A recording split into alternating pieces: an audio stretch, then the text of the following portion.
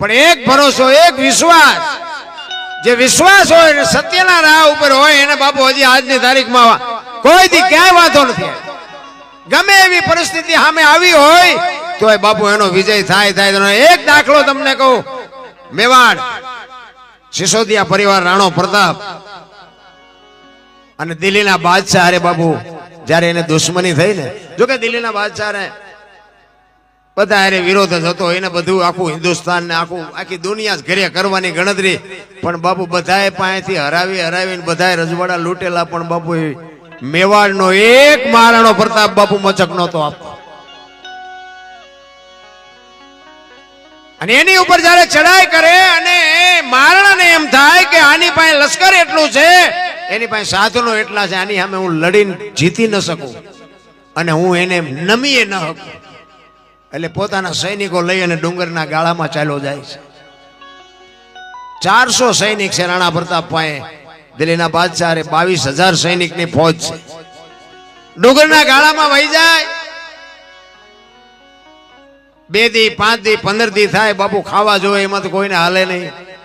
ઘોડાના મોઢાના બાંધવાના પાવળામાં બાજરો ચોટ્યો હોય, ખંખેરીને 2 દી ખાધા અને દી કાઢ્યા.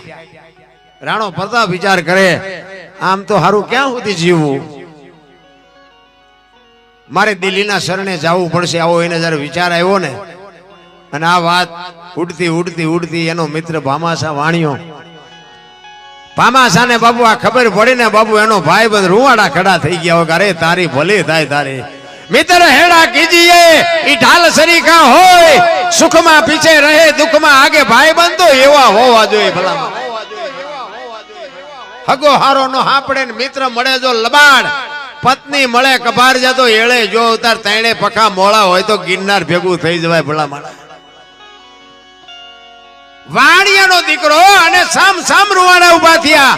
એ કે દરબારનો દીકરો ગરાસ્યો છત્રી અને દિલ્હીના શરણે જવાની વાત કરે છે. એ કે તલવાર હું ન ઉપાડી શકું, પણ એને મારે એક વખત ચેતવવો તો છે જ કે રાણા ખોટું થાય છે, આ કરાય નહીં. એ રાતના સમયે ડુંગરના ગાળામાં એ ભાઈબંધ ભામાશા વાણિયો નીકળ્યો. ગોતે ક્યાં બાપુ? ડુંગરના ગાળામાં ક્યાં ગોતો? વાણિયાનો દીકરો રાતે બાપુ રાડ્યું પાડે, રાણા એ રાણા પ્રતાપ એ રાણા. અને આમે ભેખડુમાં બાપુ અવાજ આવ્યો, કોણ? તારો મિત્ર ભામાશા. અરે આવ મારા બાપ આવ, તારી તો રાહ જોતો હતો. 2 ભાઈબંધ બાપુ પાડ ભેટ્યા ને 2 બથે ભેટ્યા હો.